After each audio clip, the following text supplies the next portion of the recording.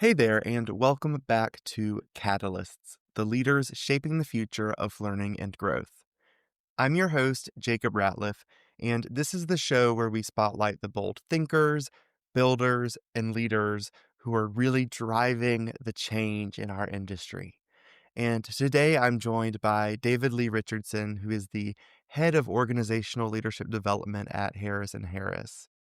David is someone who doesn't just talk about leadership, he really builds it from the inside out. And with a focus on practical behavior based coaching and talent development, David helps organizations identify and grow their current and future leaders in ways that are measurable, scalable, and deeply human.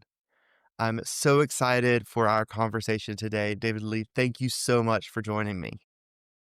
Hi, Jacob. How are you today? How's your How's your day going today, my friend? It's going pretty well so far.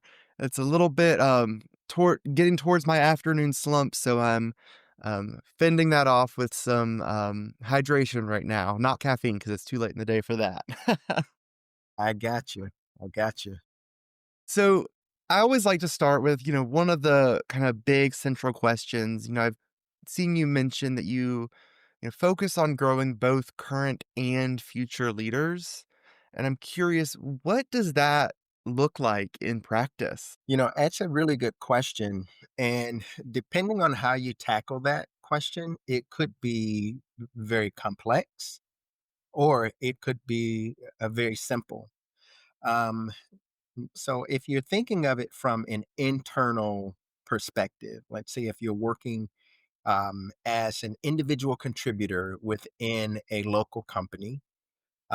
It could be pretty simple, right? Trying to figure out the idiosyncrasies of what the business needs as you assess their needs by having conversations and setting up those think tanks and having all those different meetings that need to happen with stakeholders to see where potential gaps may rest with that company. So that could be a pretty simple approach.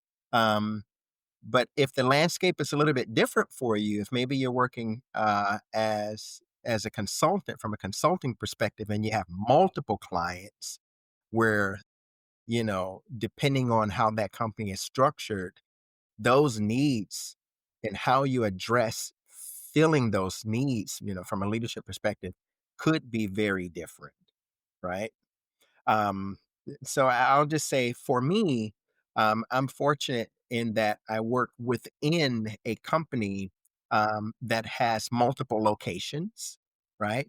So although I'm not in the consultant role as a traditional consultant, I do engage with the leadership at this particular company from a consultative perspective, but since we are all aligned to where the company is going and what we're attempting to accomplish with those leaders, it makes it a pretty straightforward, path for me in terms of how I go about addressing filling gaps and assessing needs for the leaders at the company where I work. Now, I know that sounds like a whole lot of mumbo jumbo, right?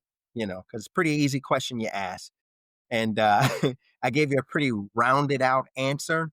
But the short end of it is it just kind of depends on what the individual who's attempting to meet those needs is facing, with the company with whom they're working. And so can you tell us a little bit about the process that you would go through, acting as an internal consultant, working with kind of the other stakeholders in the organization? That process is it's kind of multi-layered because in my functional role, functionally, I'm responsible for developing, our frontline leaders, mid-level leaders, and then there's some opportunity for some senior leaders, maybe like senior directors, as high as senior directors. I don't do much with the executive team, with the exception of providing maybe overviews of what the training looks like that we've rolled out to the leadership across the enterprise through multiple states. Um, but it all really, and from my vantage point, honestly, Jacob, it all really starts with understanding what employee engagement looks like within that organization. And so recently there was a report that was released that talked about the top 10 best places to work in Dallas. And that's where I'm out of. I work out of Texas here in North Texas. And one of the things that strikes me about the report, and it talks about, why people enjoy working with those companies and why they were named by those employees as the top 10 publicly traded companies to work for. um, we got our hot buttons like diversity, equity, and inclusion. They're getting that right. But more importantly than that, the employees feel a sense of connection with the company through those with whom they work, right? And you do this, you're the expert on this. You talk to tons of experts who do this on a daily basis, and they will all tell you that employees generally don't leave companies. Employees, if they vote with their feet, they're doing so because they lack the connection with the individuals with whom they work within those companies. And generally, those individuals are going to be the ones to whom they report. So for me, it all really kind of starts with understanding where is our, you know, where are we matching up as a company from an employee engagement perspective? So I'm interested in understanding what the responses are on the surveys that come back, because I think those surveys are not only reflective of the company as an entity, but those surveys are reflective of the company as a leadership team. And so for me, as I dive into that kind of data to really understand it, it really helps me with understanding the types of training, the depth of what we need to cover during those conversations in the training when we roll that out to our leaders. And I'll tell you, it's interesting. One of the things that came out of that was a good book written by a very popular author who wrote Strengths Finders. And he also wrote How Full is Your Bucket? You guys will know it's Clifton. So we talk about Clifton Strengths Finders. Well, Clifton also wrote How Full is Your Bucket? And in that, he unpacks the idea of how these brief interactions that we have with other individuals throughout the day, can profoundly alter, or, in a positive way or a negative way, alter our moments and alter our, how we feel about who we are going throughout that day. And he uses this analogy about, buckets and dippers, and talks about how when people, you know, have good interactions, they're using their dipper to pour into your bucket to put a drop in it. Or if they're negative interactions, they're using their dipper to take from your bucket and make you feel kind of crummy at the end of the day. So one of the things that came out of the surveys was, a need for better connection. Our net promoter score as a company, I think the previous time when we had done it, it wasn't where we really wanted it to be. It wasn't terrible, but it wasn't where we want it to be. But after going through these trainings, identifying some of the gaps that were present between our leaders and those frontline employees, and trying to bridge those gaps, we opted to go with How Full is Your Bucket to help improve that net promoter score and to help improve employee engagement. So the net promoter score, I'm happy to report that score is something like 45. You know, and if you know anything about net promoter scores, that's killing it, right? Or as someone says, that's crushing it, right? And so what we were able to do was to take the book. It's a quick, easy read, um, but we condensed it down into a 4-hour curriculum. So How Full is Your Bucket doesn't have a curriculum. You have the book, and then of course they have the adult version and the version for kids. We took the adult version of the book. We wrote curriculum for it that was specific to the needs that we'd identified based off of the engagement surveys, and extrapolated from the book the content that we needed to have some positive impact on interactions between our leaders and those direct reports that they had. And so, that's one of the things, one of the ways that we kind of help to unpack and kind of lead the way on identifying how we fit those leadership needs within our company. I love that, especially because, you know, the easy way. the easy route would have been to say, hey, let's just do a book club, right? Let's just all read the book together. We'll buy everyone a copy and call it a day. But really kind of taking that extra step to make it directly applicable to and aligned with the needs, that's what actually made it really work, right? Um, so I think that I just really want to kind of highlight that piece there because that's something that, there's always the easy route. And oftentimes it's not really maybe the most effective route. Sometimes it is, but not always. Not Um, always. so when I first looked at your LinkedIn profile, the thing that stood out to me the most was where you said that your success has come from three things in particular. Yes. One, developing yourself. Two, developing your direct reports. And three, quote, giving the team away. Yeah. Can you break down what that last one means and why it's so powerful?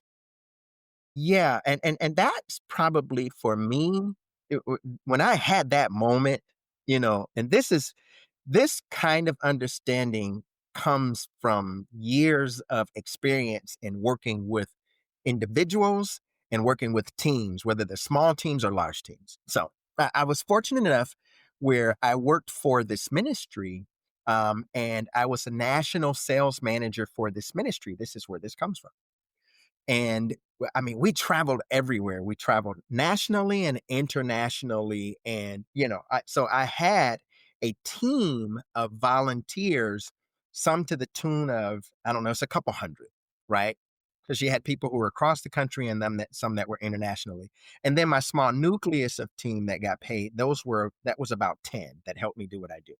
So I understood how to do the job ground up because it's a job that I actually perform. But because you work with so many individuals who have varying degrees of expertise, varying degrees of skill sets, you know, it it it it it was a real challenge, to stay on top of that kind of thing. So what I found is when you employ individuals and you train them, giving the team away means that although you may know how to do and to perform as a practitioner, right? I know how to do the job, but giving the team away means training individuals on the job that you want done, setting clear expectations, and stepping back and letting them do it. Step back, let them do it, and then empower them to make decisions that may be different than the decisions that you would make, right? And then support them along the way, knowing that they're probably not always going to get it right, but those skills get built and developed as they begin to take ownership of whatever those tasks are that are being passed on to them. Now, that's very different than I'm good at what I do. I hire a team and I pretty much run the business through them versus I'm good at what I do and I hire a team and I allow them to run the business with me. That feels like such a critical distinction there. And, the obvious next question I have in hearing you say this is how has that approach that you've used as a leader influenced the way that you support other leaders in doing the same thing? Yeah, it's a fair question. Great question, actually. It's it's one of the values that many companies have adopted into their culture, and that's that value of collaboration, right? And at the end of the day, if you really boil it down, it is really that concept of being highly collaborative as a professional, highly collaborative, even when you're highly skilled, right? Because I found that that has really worked really well for me, particularly in many of the roles that I've had.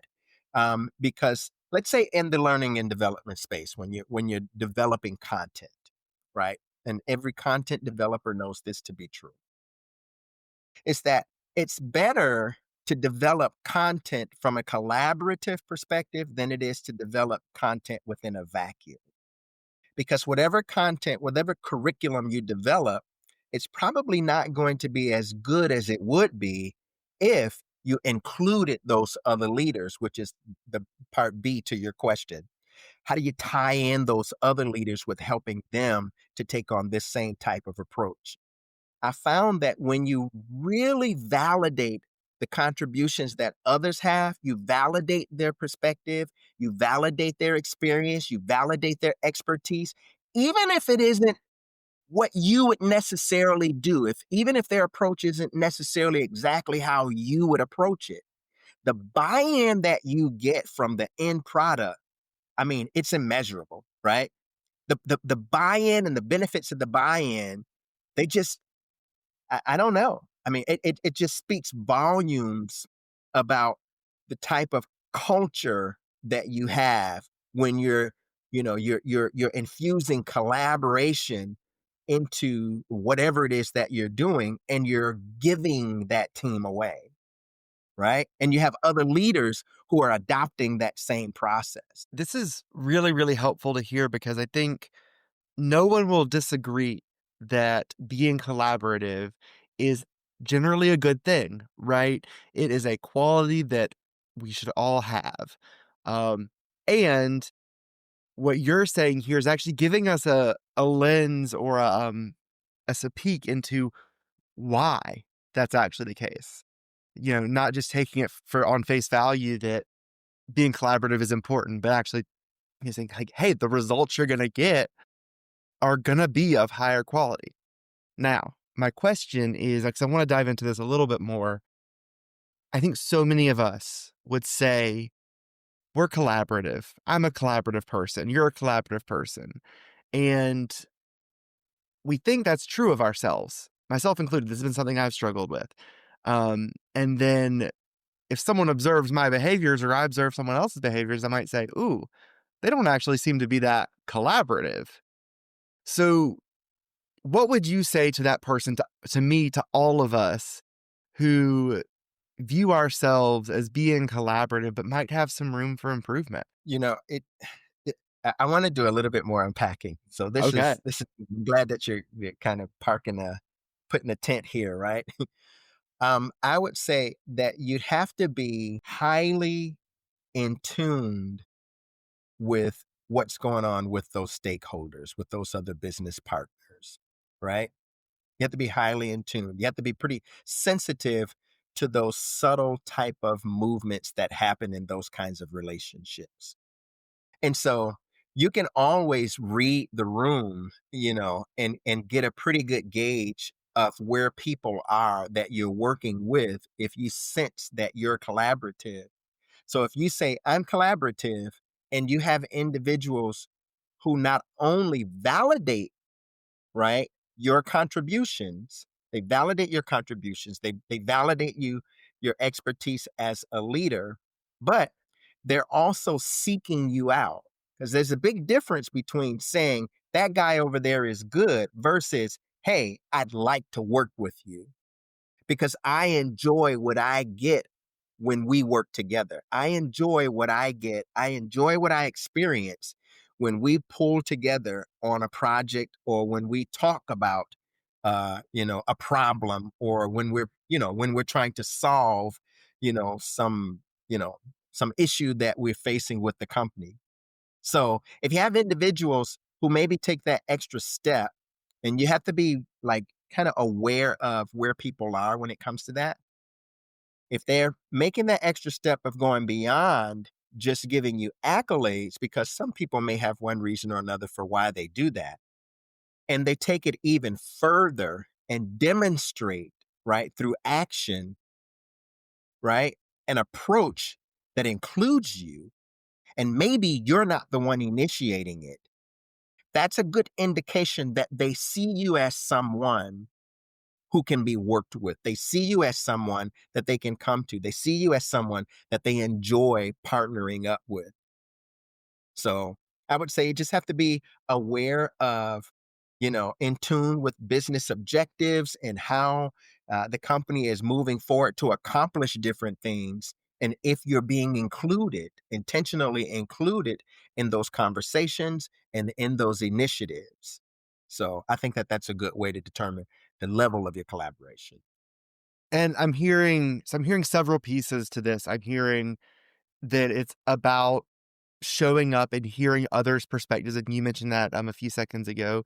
You mentioned, picking up on the signals of, whether you're intentionally being included, what people are saying about you to you, um, and it sounds like all of that relates to this core quality of or this core behavior of listening and paying attention, and, maybe goes back to the, old saying of, or the kind of cliche of, like, maybe listening more than you're talking at some points.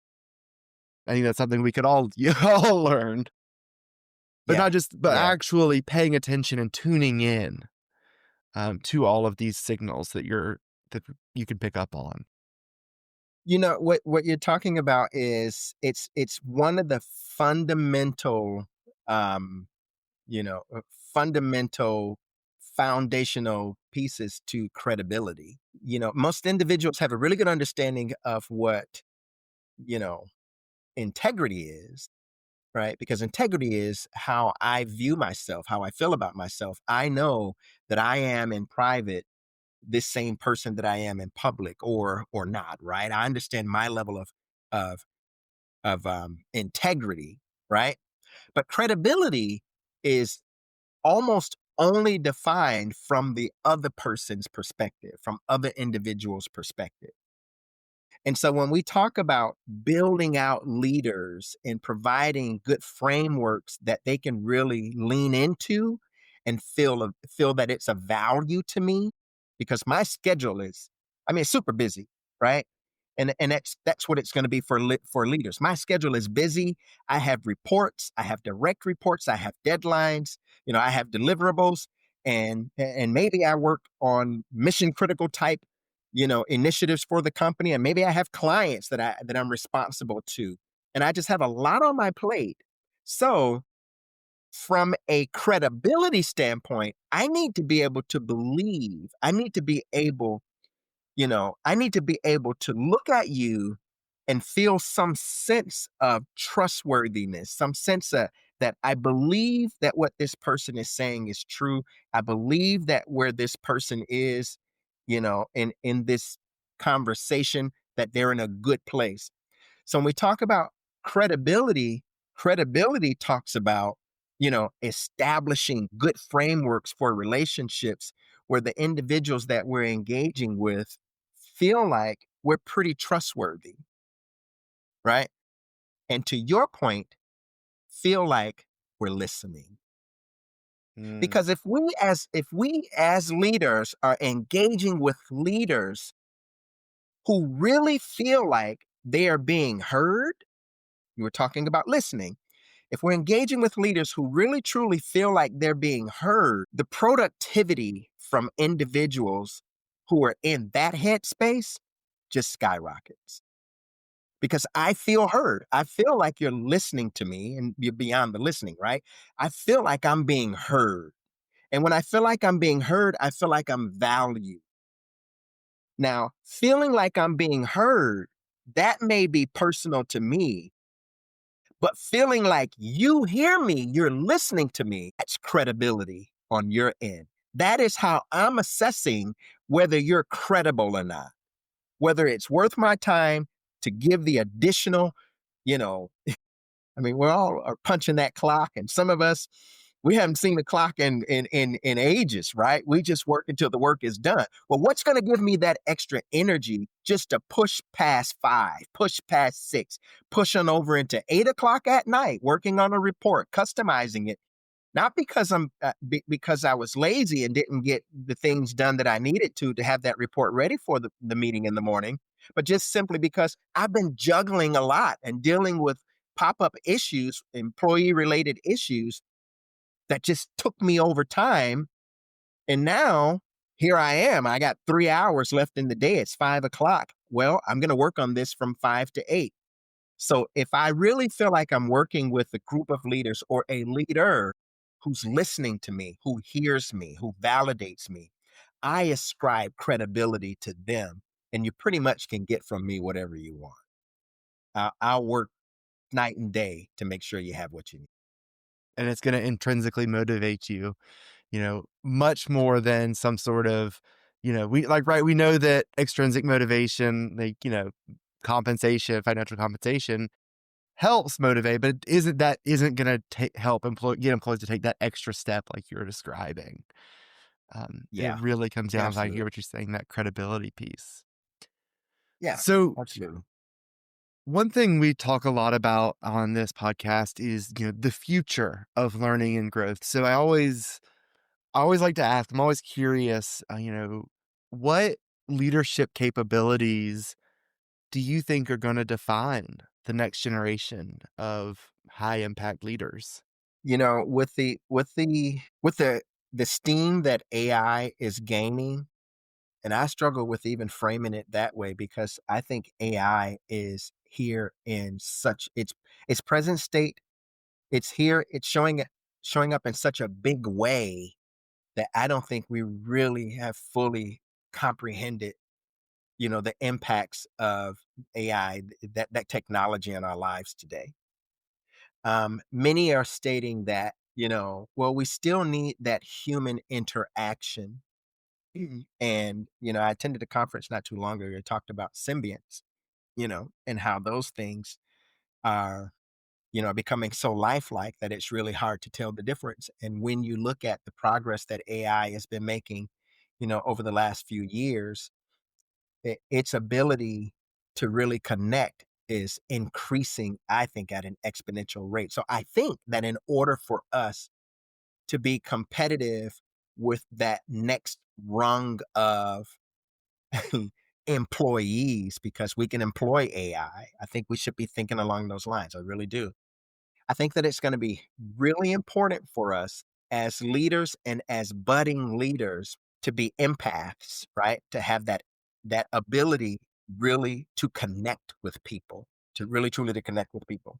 And I'll say it like this, Jacob. So this may be a little bit of a different angle for your audience, and as they're kind of, taking this in. If a company could employ a technology that answers all their calls, deals with all of their customer objections, and empathizes with those customers as well without that customer having any idea that this interaction is artificial. What would that do for us as a future workforce?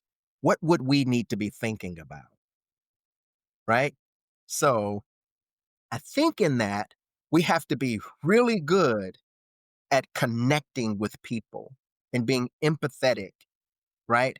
And then understanding and collaborative, because companies are using technologies that, you know, they don't hang up on customers, they don't run off employees through bad management, they don't make terrible decisions. Their decisions are being made using data.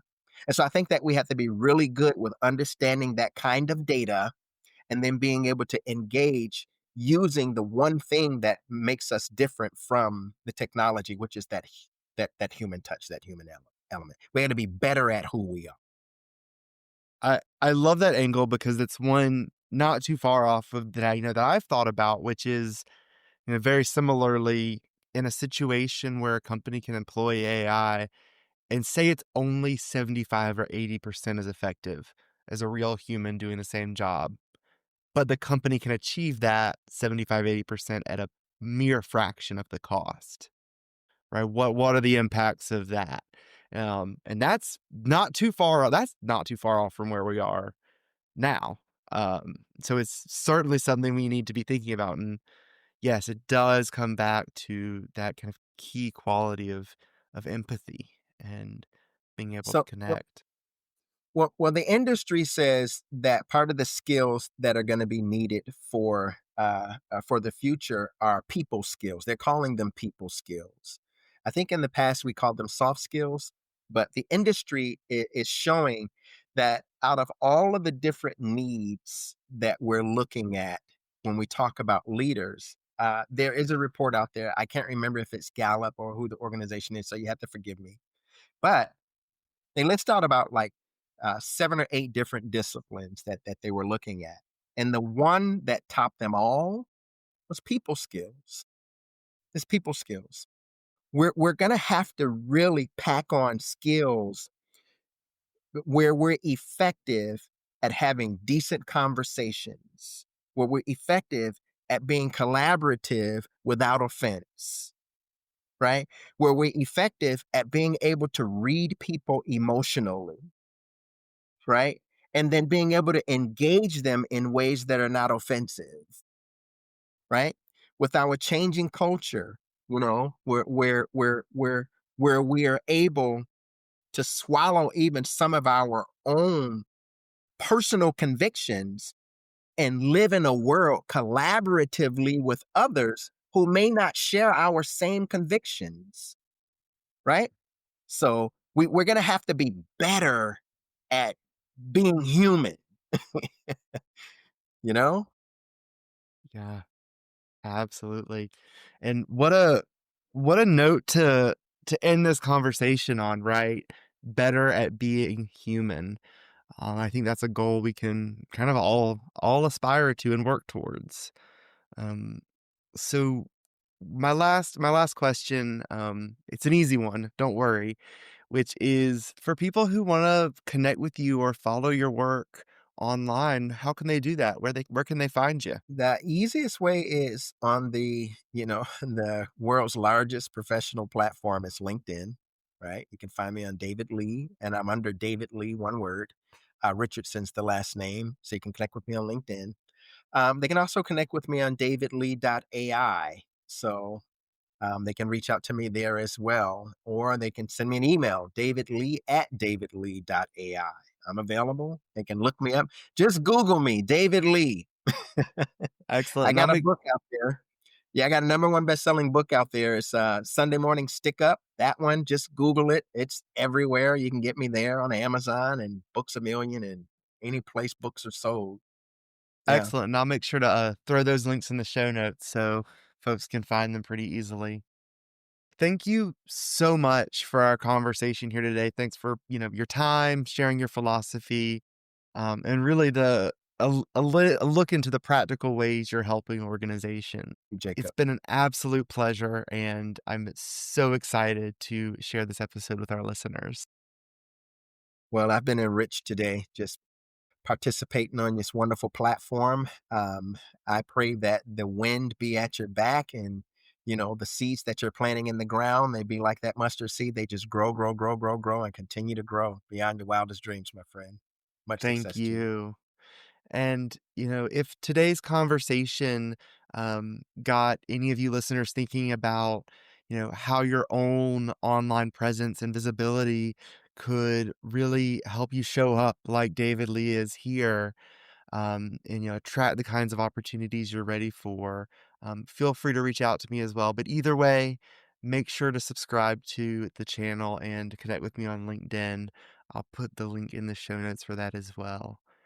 Thank you for listening, and I'll see you next time on Catalysts.